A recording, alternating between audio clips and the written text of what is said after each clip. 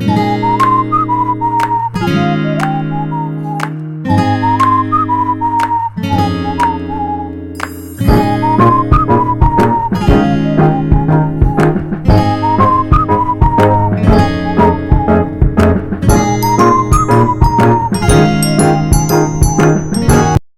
guys, welcome to another video. So I have some broad beans here that I have been soaking, and I have soaked it with some garlic and also some clove overnight, some pimento seed, just for it to basically start to infuse the water, catch a little bit of flavor.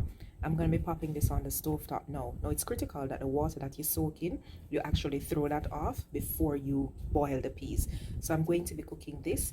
By the way, the recipe is going to be curried, broad bean, and shrimp. Perfect. While our bean is being cooked, please note that I have some shrimp here. I've taken the tail off. This is raw shrimp. I've added a little bit of lemon juice to the water. Now, one of the things I want to point out is that once you add lemon juice to shrimp or lime juice to shrimp, you will notice that the cooking process has started. So these were much darker, but since adding the lime, you could see that little bit of pinkish, orangish color that's coming through. That's because the process has started. So I'm not going to allow it to remain in the water for too much longer. It's really just to cut the rawness and also to give the shrimp a little bit of flavor. So in the meantime, I'm going to be prepping. My peas just boiled over. I'm going to be prepping the seasoning also for the shrimp and broad bean. While we wait on the bean to do its thing, we're going to go ahead now and season our shrimp. So of course, seafood, you need it to be a little bit salty, not overly salty, just a little bit salty, right? Because fresh seafood don't work. So that's the amount of salt that I'm going to be going in with. I will also add some black pepper. That's good. Some garlic powder.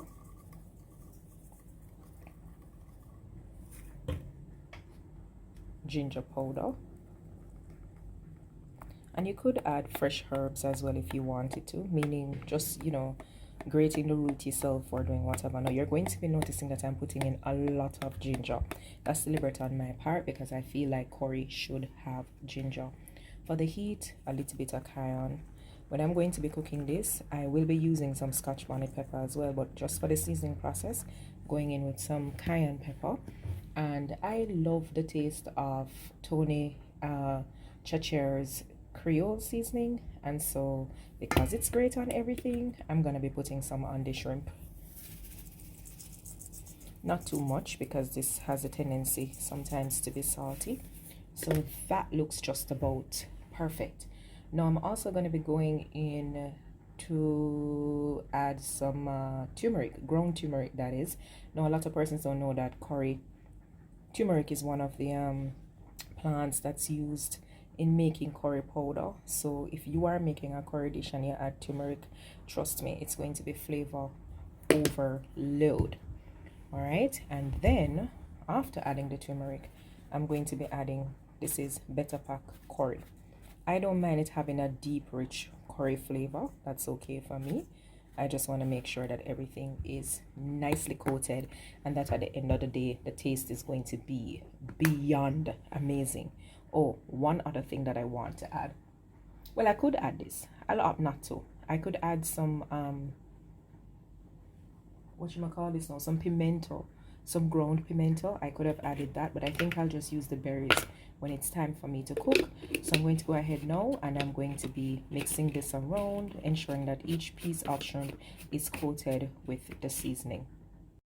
One other thing, we could basically just add a little bit of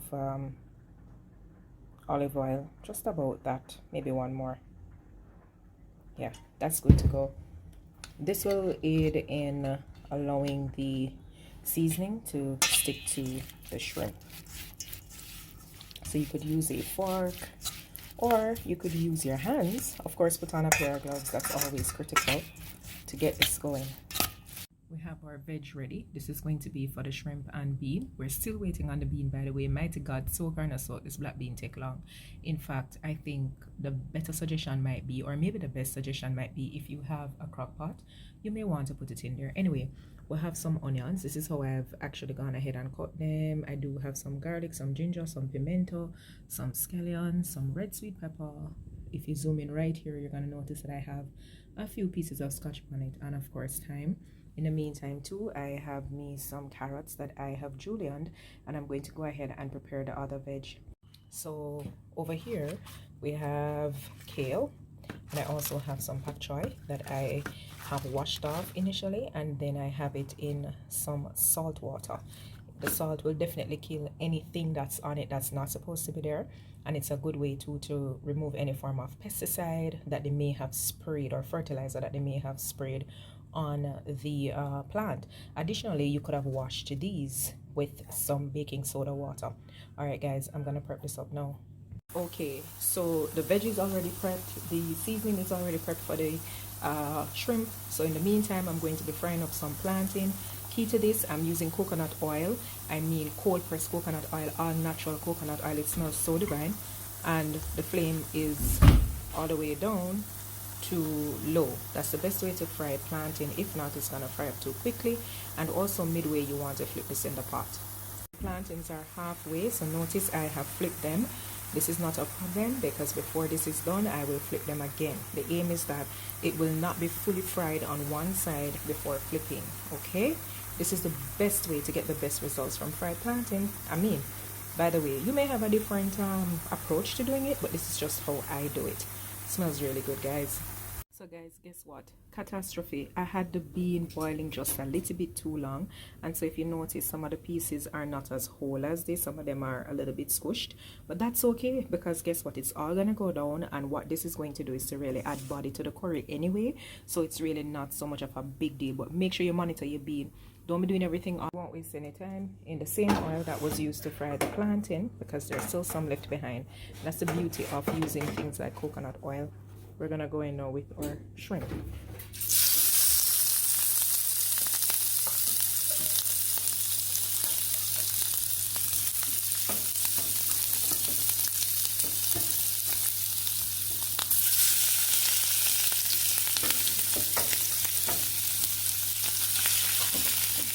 I won't bore you with this process of me putting everything in the pot, but I'll show you for sure what will happen at the next step. So we're here sauteing the shrimp. The curry is looking vibrant, right? I'm sure you'd agree that this is looking like rich, thick, nice curry. Alright, at this stage of the game, I'm going to be going in with our seasonings. I'm adding the ginger. I'm also adding the garlic. I'm going to be putting in our pimento berries as well.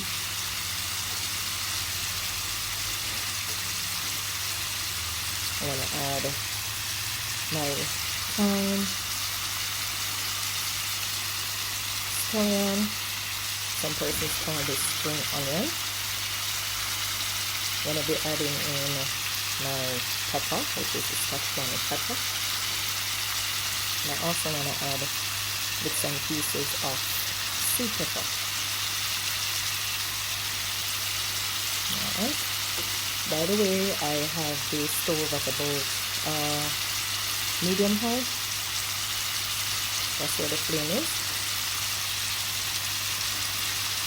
The aroma is definitely coming through. Looks good and it smells good too. Alright, so we're just gonna be moving this around, continuing to saute to allow the shrimp to become cooked. I mean, just by looking at it, you can see that it's almost there, right?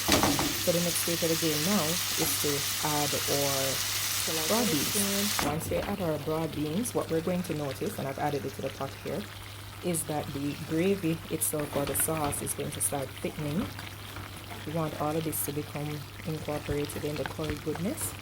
So again, I apologize because I had the broad bean cooking a little bit too long.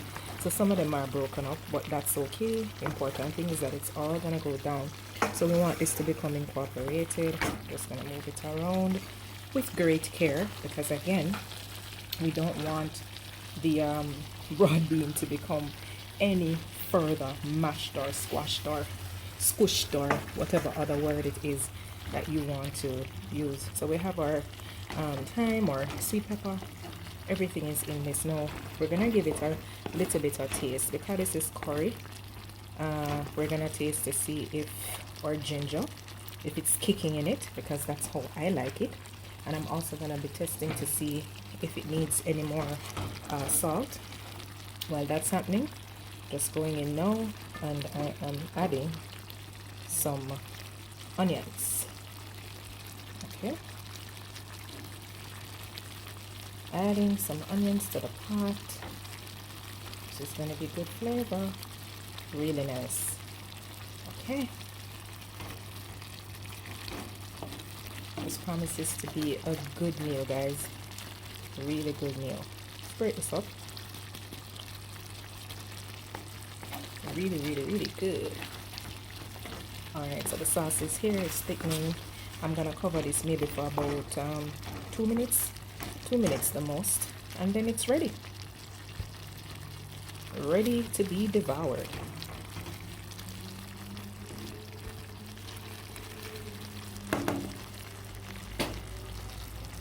To finish this off, I'm going to be adding some coriander.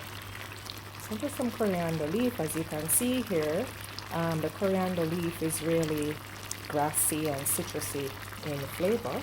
Uh-oh, that might have been too much, but that's alright. I'm a lover of herbs. So, yes, ladies and gentlemen, that's it. Give it a shake, shake, shake. Shake, shake, shake. And that's it. Our meat is ready. Bon appetit.